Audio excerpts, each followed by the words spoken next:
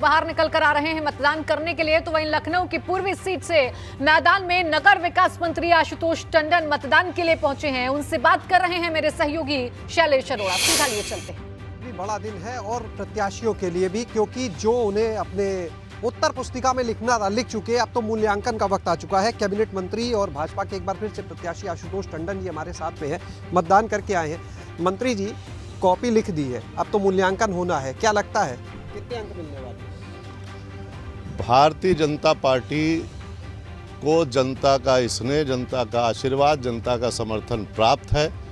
5 साल में प्रदेश को जो तेजी से विकास की ओर ले जाने का काम हुआ है, योगी आदित्यनाथ जी के नेतृत्व में माफियाओं और गुंडों को उनकी हद में पहुंचाने का काम हुआ है। और जितने कार्य हुए हैं कि जनता का पूरा समर्थन भारतीय जनता पार्टी के साथ है। और पिछले बार से ज़्यादा सीटें, 300 से ज़्यादा सीटें लाके भारतीय जनता पार्टी पुनः प्रदेश में सरकार बनाने जा रही है। आपके पास तो नगर विकास विभाग भी रहा और विकास की ही बात भी हो रही है पूरे प्रदेश में। लगता है कितना साथ देगा ये विकास जो आपके विभाग का है? 100% जनता का भरोसा भारतीय जनता पार्टी के साथ। 59 सीटों का चुनाव है, पिछली बार अर्धशतक था, इस बार उससे ज़्यादा। एक सवाल ये लेना चाहेंगे, भाजपा सांसद रीता जोशी जी के बेटे मयंक जोशी ने कल अखिलेश यादव से मुलाकात की है। कैंट सीट से टिकट भी चाहते थे, क्या लगता है अंदर अंदर कहीं नुकसान तो नहीं पहुंचा दिया? देखिए, कौन किससे मिलता है इससे जनता के मन स्थिति पे कोई फर्क नहीं पड़ता। जनता ने जिसको मत देने का मन बनाया है उसी को मत देगा। आप सर एक सीट के सिर्फ प्रत्याशी भर नहीं है, लखनऊ से गहरा नाता है, चाहे बाबूजी की बात की जाए। क्या लगता है लखनऊ में क्या होने वाला है, अवध में क्या होने वाला है? पिछले बार 9 में 8 सीटें भारतीय जनता पार्टी ने लखनऊ में जीती थी और इस बार 9 की 9 सीटें भारतीय जनता पार्टी जीतेगी। तो ये थे हमारे साथ में आशुतोष टंडन जी, जिनका साफ तौर पर कहना है कि पिछली बार 9 सीटें। बिल्कुल, देखिए आशुतोष टंडन को आप सुन रहे थे। अब डिप्टी सीएम दिनेश शर्मा भी मतदान करने के लिए पहुंचे हैं। उनकी तस्वीरें भी हम आपको दिखाते हैं, क्योंकि हर एक तस्वीर मतदान से जुड़ी हुई एबीपी गंगा आपको दिखा रहा है। और ये देखिए, ये डिप्टी सीएम मतदान केंद्र के अंदर दिनेश शर्मा मतदान करने के लिए पहुंचे हैं, वोट कास्ट करने के लिए पहुंचे हैं डिप्टी सीएम दिनेश शर्मा। और अब से थोड़ी देर बाद पहले हमने खास बातचीत भी सुनवाई थी उनसे, जिसमें उन्होंने अपनी जीत का दावा किया था। और अब ये देखिए, ईवीएम में जाकर अपना वोट कास्ट करेंगे डिप्टी सीएम दिनेश शर्मा, जिसकी तस्वीरें आप देख रहे हैं। मतदान केंद्र में पहुंचे हैं मतदान करने के लिए। लखनऊ से सीधी तस्वीरें आपको दिखा रहे हैं।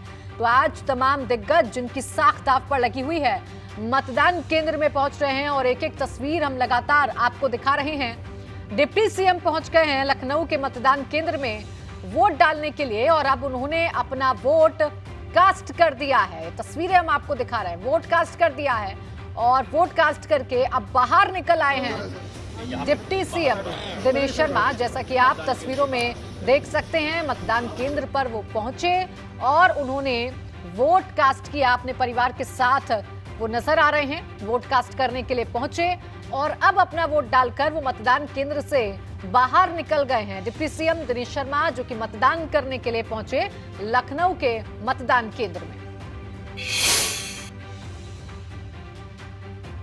वहीं जल शक्ति मंत्री महेंद्र सिंह ने भी लखनऊ में मतदान किया। वोटिंग के बाद महेंद्र सिंह से हमारे संवाददाता ने की खास बातचीत।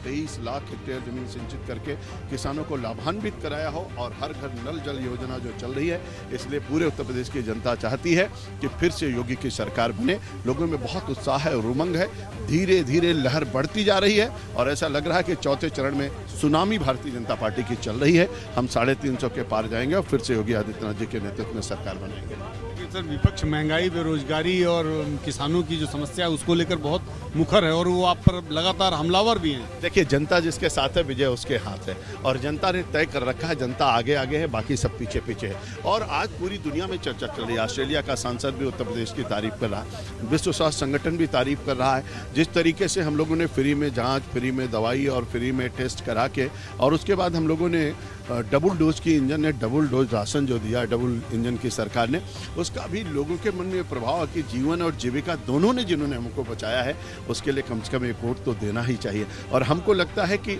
हम सब लोग सांस्कृतिक राष्ट्रवाद और विकासवाद के तीनों के संगम को लेकर के समन्वय के आधार पर तेजी से जो उत्तर प्रदेश को आगे बढ़ाया गया है, इससे सिद्ध हो चुका है कि हमारा उत्तर प्रदेश भारत के अंदर नंबर 1 का राज्य बनेगा।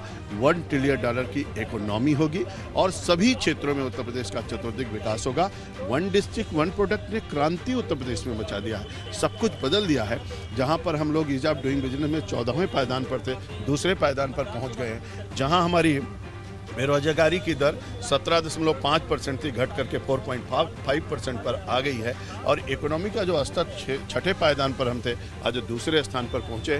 तो हर किसी को पता है कि उत्तर प्रदेश का चतुर्दिक विकास हो रहा है। तो जल शक्ति मंत्री को आप सुन रहे थे, लेकिन इसी बीच अपना वोट कास्ट करने के बाद डिप्टी सीएम दिनेश शर्मा